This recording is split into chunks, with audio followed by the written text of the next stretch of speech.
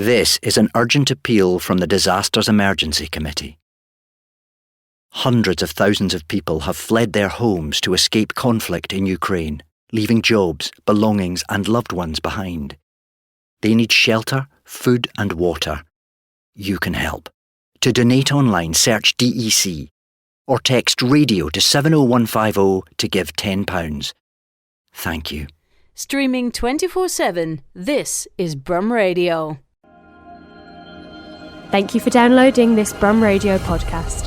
For more podcasts, visit brumradio.com. I'm Dave Massey. I have come down to the Old Rep and I'm joined by Alec Fellows Bennett, who is director of Beauty and the Beast, which is at the Old Rep from the 18th of November, which is in a month, I'm sorry to say that, in a month, to the 16th of December 2022. And Alec Fellows Bennett is director, as I say, of this production. Good afternoon, how are you doing? I'm very well, thank you, mate. Delighted to be here. Thank you so much for taking the time to chat to us about this production. How long have you been working on this for? As with all productions, I mean, the minute Christmas finishes, you start on the next Christmas show. So while I didn't direct last year, I was quite heavily involved with it. And Beauty and the Beast was always going to be the next one once COVID had disappeared. Yeah. So in fact, I started working on this show about 3 years ago because it was going to be the 2019 show, which of course never happened. And does that change your approach to things that you might have done then versus what you might do now? Well, the concept of the play has changed a great deal. So it was originally written for four adult actors, shall we say, and a chorus and an ensemble work of students. Because of COVID, because of various other things, and because of the sheer talent and brilliance of the students that we've had, and they carried it off last year brilliantly, it is now an entirely student cast, but what that means is it is now a much, much larger performance. So there are 26 characters in each show. We've got a rotating cast of 4, so each week it's a whole new cast. And so it makes it a much bigger spectacle because we can do a lot more with such a large number of people. I saw that a lot of the school's performances have sold out already. I'm sure there's several more that need people to come down and see. Did you used to go and see theatre with your school, and did that have any impact on you?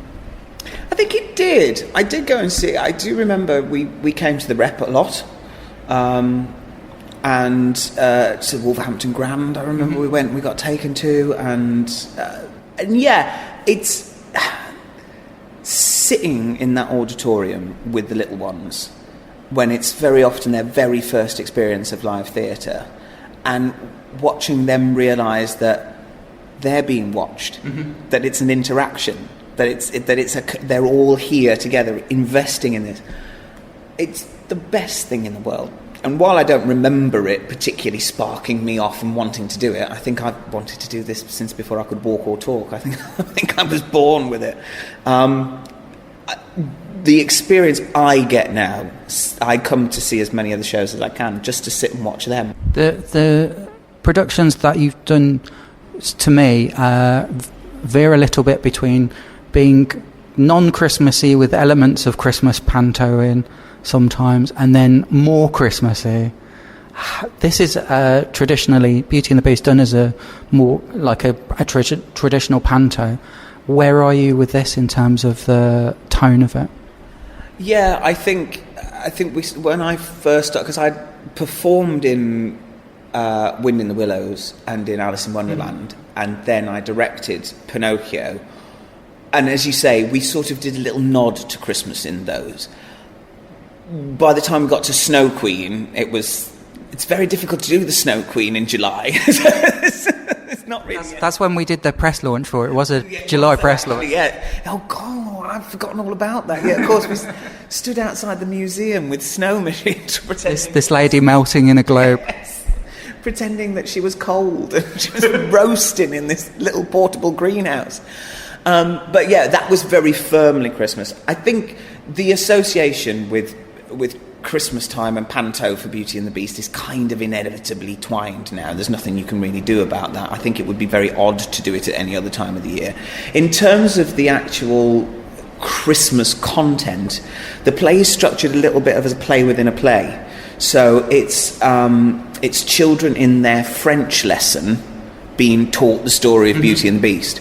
So it's very much, it's breaking up at the end of school, it's Christmas jumper day, it's, you know, it's all dressed out, French Christmas, and then, in France they always tell this story around Christmas time, and then we go into the Beauty and the Beast. So it's very much framed as a feel-good Christmas period. And because it's one of those stories that people have known for hundreds of years, does that allow you that freedom, that it's not someone's like story from 10 years ago or 20 years ago? Yeah, there's a freedom there in the fact that obviously it's now, cultural property, for want of a better term of phrase. You know, it has no copyright on it. It has no. It's one of those fables. It's out there in the world, which means you can take a different slant on it. But like anything else, something that's so deeply loved, you have to be careful how you trample on people's dreams. What we have done, and this is no particular great spoiler, is we have the children in the class question whether or not the Beast has to physically change to be accepted, or whether there's a better ending to the story.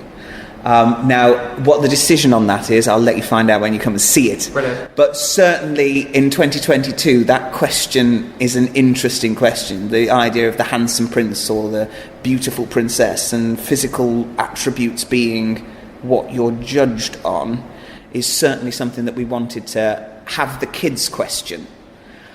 And it came from working that to see what happened. And that's been really interesting. And that's partly because the conversation has moved, our conversations that we have in general in society have moved in that direction. I think that's a really fascinating way to see it as well. I'm really excited to be coming to see this. My last question for you is, how do you feel about being in the theatre where Shakespeare was first performed in modern clothes? How does that feel? Well, we were talking before we started the interview about your long association with this building, and mine goes back possibly even longer. And I remember as maybe 10, if that, standing in the wings of this auditorium, and my director, just before sending me out onto the stage, said, "Do Lawrence proud." What are you talking about? What are you going on about? But then, of course, you find out what's gone on in this building, what's happened in this building, and it is what draws me back here. I mean, this is my 6th year now working here for Christmas, and I do a lot during the year here as well.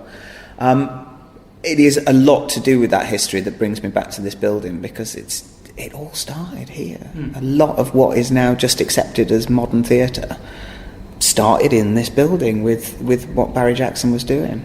That's wonderful, and I'm thrilled every time I come into this building. I feel that sense of history coming into it.